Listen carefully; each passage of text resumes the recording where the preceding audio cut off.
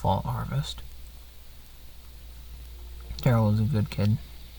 He didn't deserve to die, especially not like that, all cut up and strewn about. The police could barely identify the body, and no one had been reported missing. Daryl had left his house only hours before his body was found. That was the start of it all, that fateful fall. A week later, another boy went missing and was found spread halfway up a tree on the edge of town. At that point, the police thought they were dealing with some fucked up in the head serial killer. We were a small town. Everyone knew everyone. Who killed those boys, and why? This question turned people against each other rather quickly. People who had been neighbors for decades now worried they were living across the street from a wolf in sheep's clothing. And then the forest appeared. Just grew overnight. The damn thing surrounded the whole town. We were baffled beyond belief. Worst part was, you could walk in the forest and never find the end. You'd just end up back in town. No matter what direction you went, you'd end up getting turned around somehow. No telephones or internet worked from that point on either. I never had that internet stuff in my house anyway, but now we had no way of calling anyone for help. We didn't want to believe it, but we were a part of something unexplainable and never seen before. Word began to spread that a cult was behind all this. When people don't understand something, they tend to blame the devil. Seemed as good an explanation as any. Anyone could have been lying about who they really were.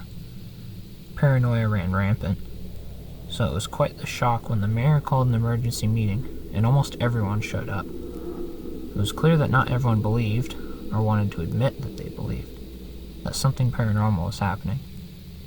The mayor suggested a halt on all commerce, and the formation of a night patrol group.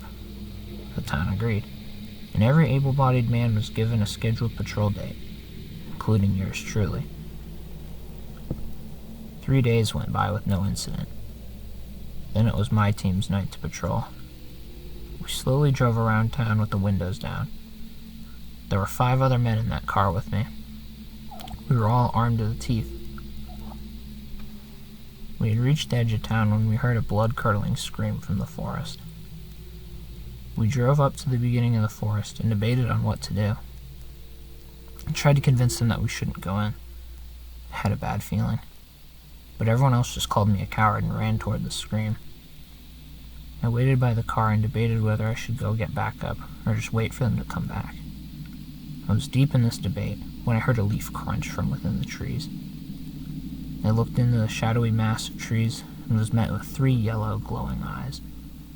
They were arranged in a triangle and were at least 8 feet off the ground. I couldn't see the owner of these eyes as it blended in with the darkness of the forest. I heard a faint, childlike crying as the eyes began to slowly approach me. I aimed my rifle at the eyes, causing the creature to stop. I heard the sound of rushing air followed by a thump.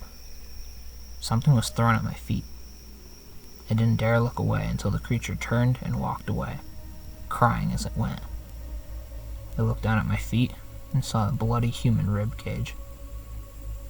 Within minutes, I was at the police station.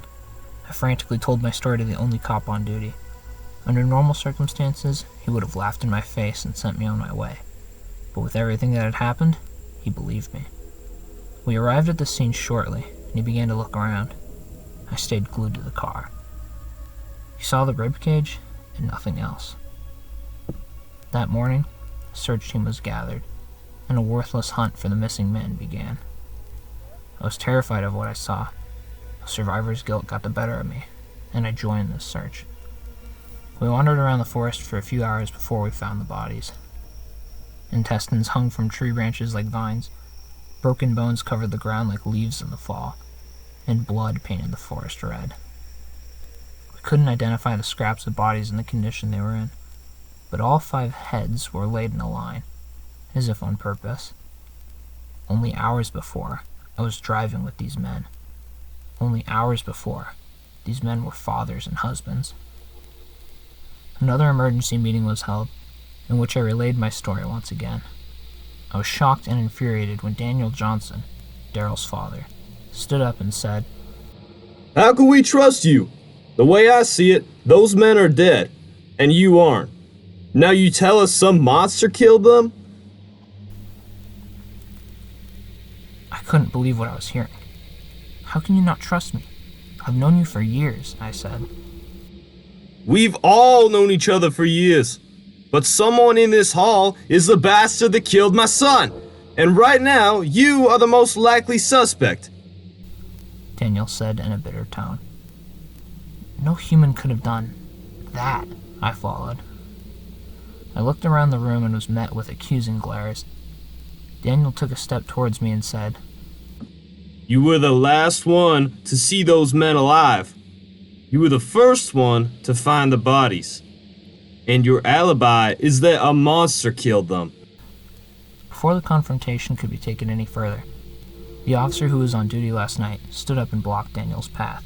We'll keep him in the jail cell at the station until we know if he's guilty or not, he said in a calm voice. This idea seemed to satisfy Daniel as he sat back down. I was promptly handcuffed and escorted to the police station. I paced around in that cell for what seemed like hours before that same officer came to talk to me. He told me that the common opinion was that I was guilty, and that they were going to search my home.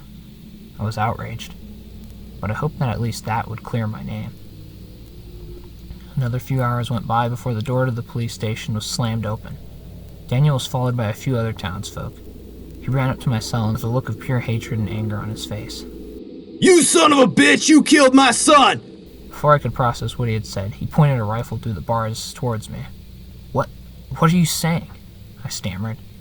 He reached into his pocket and withdrew a note. It had a list of names of people in the town. The recently deceased had their names crossed off, including the men who had died last night. I had never seen that list before that moment. The officer drew his gun and pointed it at Daniel. Put the gun down, Daniel. This isn't proof, goddammit! Daniel reluctantly lowered his gun after hearing this. I know you fucking did it. Your days are numbered, buddy. That night, I had 2 officers guarding my cell. The clock struck midnight when one of the officers came and unlocked my cell. I was confused and reluctantly walked towards the door and asked, "What's happening?" The officer punched me in the face and I blacked out. I woke up on a back street with a few buildings. My hands were tied behind my back and I had a rope around my neck. I was surrounded by a small group of men, including Daniel. You'd have to be dumb or naive not to realize what was about to happen. I was pushed up onto a box. I tried to beg for my life, but I was gagged. Daniel walked inches away from me and whispered, This is for Daryl. He pulled his foot back, ready to kick the box out from underneath me, when he was suddenly knocked backwards. He fell on his back, and only moments later was just gone. The other men stepped back and pointed their guns at me. Quiet crying broke the silence. A body landed in front of us with a sickly crack. The crying grew louder as the men scattered. One by one they were picked off right before my eyes. 3 familiar eyes peered from around the corner of a nearby building. Once again, I could only see those soulless, piercing eyes. They let out a distorted laugh, as if to mock me, then disappeared behind the building. In the morning, I was found and untied. The forest had gone sometime during the night, just as suddenly as it arrived.